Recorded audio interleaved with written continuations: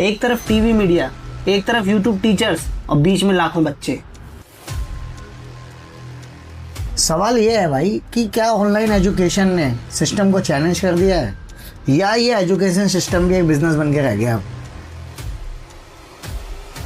नमस्कार दोस्तों, आज हम बात करने वाले हैं उस कंट्रोवर्सी की जिसने सोशल मीडिया और ऑनलाइन टीचर्स को डिवाइड कर दिया है। सर, ये सोशल मीडिया पे क्या चल रहा है आजकल? ये बज़वर्ड हो गया है, कोचिंग माफिया। क्या है ये? मैं बताता हूँ भाई, ये कोचिंग माफिया है क्या। ये अभी रिसेंटली अंजना ओम कश्यप ने एक रिपोर्ट बोली थी जिसमें उसने एक वर्ड यूज़ किया था, कोचिंग माफिया। वो जितने भी ऑनलाइन एजुकेटर्स भी बैठे हुए आजकल मार्केट में जो ऑनलाइन एजुकेशन देते हैं यूट्यूब पे, तो उनके लिए बोला उसने कोचिंग माफिया। तो ऐसा उन्होंने क्या कर दिया जो उनको सीधे माफिया का टैग दे दिया? सर बेसिकली अगर आजकल की जो सिचुएशन है वो कहीं ना कहीं माफिया कहलाने लायक ही है, क्योंकि अभी 15-20 दिन पहले नीट का पेपर लीक हुआ जिससे बहुत सारे बच्चों के सपने टूटे, क्योंकि लाखों करोड़ों रुपए की फीस दे के बेचारे बच्चे पढ़ते हैं, वो ये इन्हीं एजुकेटर्स के पास पढ़ते हैं और कहीं ना कहीं सुसाइड कर ली सर बहुत बच्चों ने। राइट। और कहीं ना कहीं ये एजुकेटर्स इन सब चीज़ों में लिप्त होते हैं और इन्हीं लोगों की वजह से ही कहीं ना कहीं पेपर लीक भी होते हैं, क्योंकि उन्हें अपने कोचिंग सेंटर का रिजल्ट बेटर चाहिए। और क्या, तो इसी वजह से अंजना ओम कश्यप ने इन लोगों को ताना मारा। बट ये सभी के लिए, आई गेस ये सभी के लिए नहीं था, क्योंकि कुछ टीचर्स स्पेसिफिकली मैंने भी देखे उनके रील्स, वो एजुकेशन के अलावा सब कुछ करते हैं। जिस टॉपिक पे उन्हें पढ़ाना होता है उस पर ना पढ़ा के वो सब कुछ करते हैं। तो शायद इसी की वजह से उसने ऐसा बोला होगा। उसने एक वर्ड भी बोला जिसकी वजह से कई सारे ऑनलाइन एजुकेटर्स जो सो कॉल्ड टीचर्स अपने आप को बोलते हैं वो बहुत ज़्यादा गुस्सा भी हो गए। कौड़ी करके कुछ बोला था उसने कि कौड़ी का उनको नॉलेज नहीं है, और ये कहीं ना कहीं सही भी है। अच्छा, अगर ये तो हो गया अंजना ओम कश्यप ने जो स्टेटमेंट दिया, आपने बताया, आपके हिसाब से ये जो चल रहा है कंट्रोवर्सी, इसमें स्टूडेंट्स का व्यूज़ क्या है? देखो यार, स्टूडेंट का ना अपना व्यू अभी तक तो कोई परसेप्शन सामने आया नहीं, क्योंकि अभी तो लड़ाई दो पक्षों के बीच में चल रही है। बेचारे स्टूडेंट रहे नहीं, अब आप देखो ना, जब से ये सारी चीज़ें ऑनलाइन बेसिस पे एजुकेशन स्टार्ट हुई है, बच्चों ने ना ऑफलाइन कोचिंग छोड़ दी है। भाई कोविड के बाद से ना ये ऑनलाइन एजुकेशन का सिस्टम एकदम से बूम पे आया, क्योंकि ऑनलाइन चीज़ें एक्सेस होनी थी तो एजुकेशन को भी एक्सेस किया गया ऑनलाइन। इससे स्टूडेंट का फ़ायदा ही हुआ। बट इस फ़ायदे के चक्कर में ये जो कोचिंग माफिया हैं जिसके ऊपर डिस्कशन चल रहा है आजकल, हॉट टॉपिक, इन्होंने बहुत पैसा कमाया, क्योंकि उन्होंने ये समझ लिया कि भाई कहीं ना कहीं ये सब व्यूज़ की गेम है। जितने ज़्यादा व्यूज़ होता है, जितने ज़्यादा सब्सक्राइबर्स और व्यूज़, तो उन्होंने अपने एजुकेशन सिस्टम को उस तरह से ढाल दिया।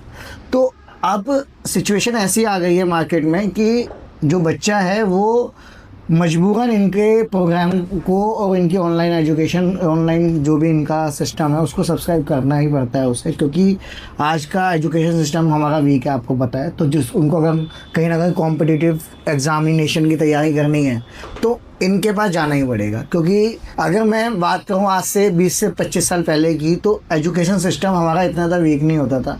जो भी बच्चा यूपीएससी या फिर कॉम्पिटिटिव एग्ज़ाम्स की तैयारी करता था वो 10वीं 12वीं से स्टार्ट हो जाती कर सकता था, क्योंकि 10वीं 12वीं में उसके अगर अच्छे मार्क्स आ गए, 95 90 नंबर आ गए, तो कहीं ना कहीं अच्छा वो प्ले करता था।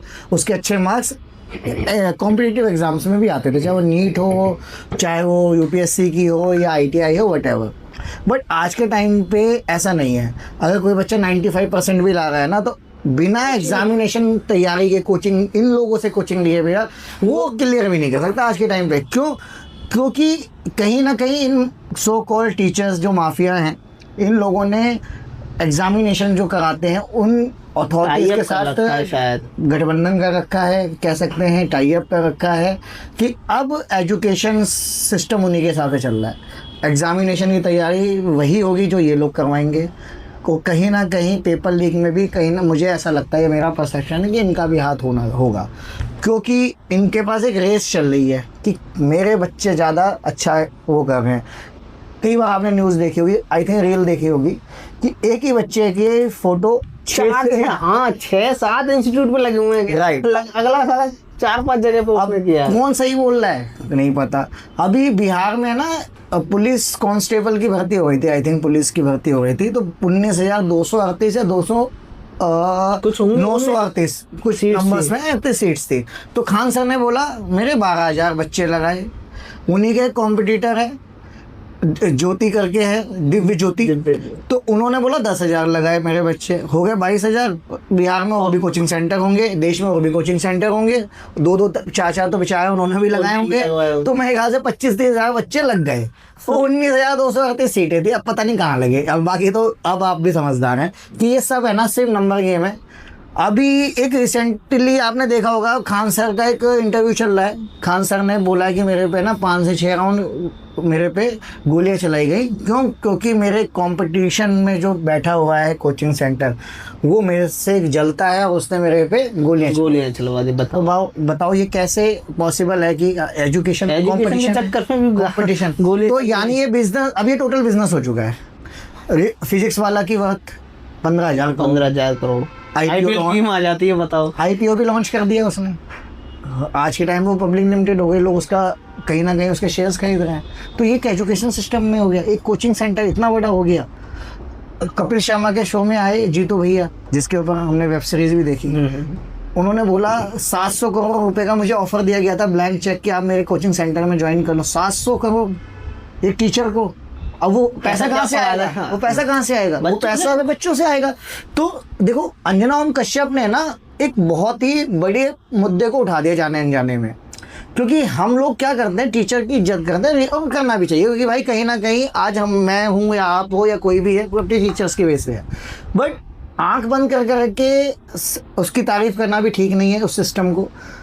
ऑनलाइन एजुकेशन से हाँ बहुत बेनिफिट हुआ है। आज के टाइम पे आज बच्चे जितने भी हैं उनको एक एजुकेशन का माध्यम मिल गया कि वो घर बैठ के पढ़ सकते हैं। आपके हिसाब से ऑनलाइन एजुकेशन है ये इक्वल अपॉर्चुनिटी देता है ऑफलाइन एजुकेशन से?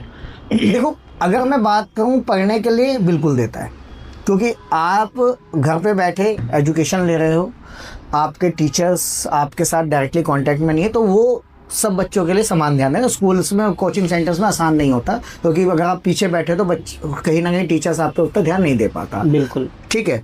बट उस चीज़ में पैसा इतना ज़्यादा इन्वॉल्व हो गया आज के टाइम पे। सब्सक्रिप्शन करना है व्यूज़ के लिए, सबसे कोर्स बेचने। दिव्य कीर्ति सर का कोर्स ऑलमोस्ट 2.5 से 3 लाख रुपए का हो गया। ठीक है, हो सकता है कि वो दूसरों से सस्ते हों, बट उनके नाम पे आज उन्होंने इतनी ब्रांचेस खोल दी हैं कि क्या वो उस क्वालिटी को, एजुकेशन क्वालिटी को मेंटेन कर पा रहे होंगे? इतने उस पर बहुत मुश्किल होता है, क्योंकि सब चीज़ें व्यूज़ के ऊपर आ गई हैं। बिल्कुल।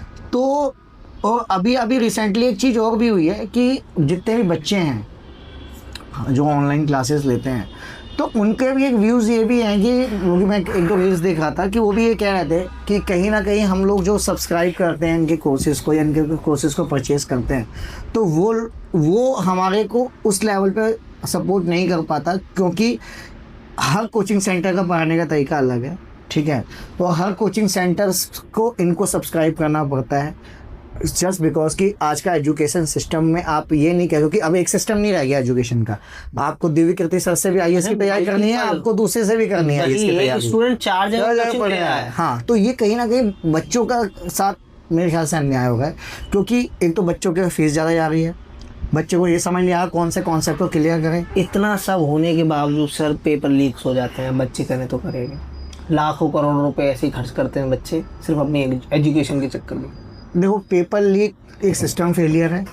उससे सिस्टम फेलियर के साथ साथ क्या पता सर इनका ही वो, देखो जैसे आपने बताया अभी कि जो एग्ज़ाम होते हैं उनके क्वेश्चंस होते हैं, ये कहीं ना कहीं इनका टाई अप होता है। इनको पता होती है कि ये क्वेश्चंस हों ताकि हम पढ़ा सकें बच्चों को। उसी पे आ रहा था कि देखो, वो तो सिस्टम फेलियर ही है, बट कहीं ना कहीं सिस्टम में आना क्या है या एग्ज़ाम्स में आना क्या है, ये कहीं ना कहीं मेरे हिसाब से कोचिंग माफिया सेट कर रहा है। अदरवाइज़ कोचिंग सेंटर्स की इतनी वो नहीं, डिमांड नहीं होनी चाहिए थी, क्योंकि हमारा एजुकेशन सिस्टम इतना प्रेफरेबल होना चाहिए था। दूसरी कमी हमारे सिस्टम के अंदर ये भी आ जाती है कि जो ये कोचिंग सेंटर्स हैं, जो एजुकेटर्स हैं, इसके ऊपर कोई रूल्स रेगुलेशन हमारे गवर्नमेंट ने डिसाइड किए नहीं है। तो उसके ऊपर भी गवर्नमेंट को डिसाइड करना चाहिए, क्योंकि ऐसा ना हो कि बच्चे ऑनलाइन एजुकेशन पे इतने ज़्यादा परेशान हो या उसमें घुस जाएं कि उनको एजुकेशन का मतलब ही भूल जाएं। क्योंकि आज का टाइम में किसी को ये नहीं पता कि कौन सा टीचर सही है कौन सा गलत। एक रिसेंटली एक टीचर का मैं देखा था, अभिनव करके हैं, अभिनव या अभिनव, मैथ्स के टीचर हैं। वो कुछ भी बोलते हैं अपनी क्लास के अंदर, वो पढ़ाई मैथ्स के ऊपर कम बात करते हैं, वो धीरे धीरे धीरे करते वो पॉलिटिकल मुद्दे पे आ जाते हैं। और कई सारे टीचर्स ऐसा करते हैं। मैं खान सर का नाम इसलिए नहीं लूँगा, खान सर ऑलरेडी उसी मुद्दे को पढ़ाते हैं, यानी उनका करंट अफेयर्स चलता है। तो बट बाकी टीचर जो मैथ पढ़ा रहा है, जो इंग्लिश पढ़ा रहा है या कुछ अदर्स पढ़ा रहा है, वो भी पॉलिटिकल मुद्दे पे लेके बात करता है। क्यों? क्योंकि इंस्टाग्राम के एल्गोरिदम के हिसाब से भी चलना है ना भाई। कि आज के टाइम पे ट्रम्प चल रहा है तो ट्रम्प को घुसाना ही पड़ेगा, तो वो चीज़ हो गई। दूसरा, अगर आप टीचर हो तो आप अपने टॉपिक पे रहो, सीधी बात है, बच्चे को पसंद आएगा, आपके टॉपिक पे पढ़ाई करेगा। बट बच्चे भी आपकी तरफ अट्रैक्ट क्यों हैं? क्योंकि आपकी रील्स ज़्यादा आ रही हैं। और रील्स क्यों आ रही है? क्योंकि आप अपनी एजुकेशन के अलावा बहुत सारी चीज़ें डिस्कशन कर रहे हो, बच्चों का टाइम भी वेस्ट हो रहा है। और कुछ तो टीचर्स ऐसे भी हैं, मेरे इसमें तो मैंने ये भी देखा कि वो एक टीचर दूसरे टीचर को ऑनलाइन क्लास में प्रपोज कर रहा है, तो कुछ इस तरह की भी चीज़ें हो जाती हैं। तो ये सब चीज़ों का कहीं ना कहीं बच्चे देख के एंजॉय कर रहे हैं। हाँ, बच्चे तालियां भी बजा रहे हैं। तो ये ना कॉन्टेक्स्ट, ये सब सारे कॉन्टेक्स्ट है जिसके ऊपर अंजना ओम कश्यप ने बोला। देखो, ये तो डिबेट का एक पॉइंट है कि क्या सही है क्या गलत आपके है। हिसाब से आप बताओ कि कल को अगर यूट्यूब एजुकेशन बंद हो जाए क्या बच्चों का नुकसान होगा? देखो, यूट्यूब एजुकेशन से नुकसान बिल्कुल होगा, क्योंकि मैं ये नहीं चाहूँगा कि हर बच्चे को पैसे दे के पढ़ना पड़े बहुत ज़्यादा, क्योंकि फिर ऑनलाइन क्लासेस अगर बंद हो गई तो दिक्कतें तो होंगी। बट मेरा मानना ये है कि जो ये एक तरह का मोनोपोली हो गया बड़े टीचर्स का, कि वो कुछ भी बोलें, कुछ भी पढ़ाएं, और बेचारा बच्चों को पढ़ना ही पड़ेगा, और उनके कोर्सेज उतने में ख़रीदने ही पड़ेंगे, सब्सक्रिप्शन कॉस्ट उन्होंने डिसाइड कर दिया, वो करना ही पड़ेगा। उसके ऊपर थोड़ा सा देखने की ज़रूरत है। और जो छोटे टीचर्स हैं ऑलरेडी, जो ऑनलाइन पे नहीं आ पा रहे हैं उस लेवल के ऊपर, और बहुत अच्छे टीचर्स हैं, तो कहीं ना कहीं वो बेचारे ख़त्म होते जा रहे हैं इस इंडस्ट्री से, क्योंकि वो एल्गोरिदम के हिसाब से नहीं पढ़ा रहे बेचारे, वो सिर्फ अपने सब्जेक्ट को पढ़ा रहे हैं। तो वो इंस्टाग्राम और यूट्यूब पे एल्गोरिदम तो चलती है, वो वहाँ पे सब्जेक्ट नहीं चलता ना, ये दिक्कत है। तो अब आप कोई भी बड़े टीचर की क्लास उठा लो ऑनलाइन, अभी आप खान सर के ले लो, खान सर कोई टॉपिक संभालते रहते हैं, वो करते करते पाकिस्तान पे भी ले आते हैं, वो करते करते ट्रम्प पे भी ले आते हैं, वो चीज़ों पे ले जाते हैं। क्यों? क्योंकि ये सारे वर्ड अगर आते हैं तो एल्गोरिदम से अपने आप रील्स दिखेंगे। तो दैट्स एक यही रीज़न है कि ये लोग इतना बड़े हो गए, और कोई बात नहीं है कि हमें सिस्टम अपने टॉपिक से हट के इन्होंने पढ़ाया, वो चीज़ें सक्सेस हो। ये कंट्रोवर्सी जर्नलिस्ट और टीचर्स के बीच की लड़ाई की नहीं है, मुद्दा है एजुकेशन सिस्टम के फ्यूचर का।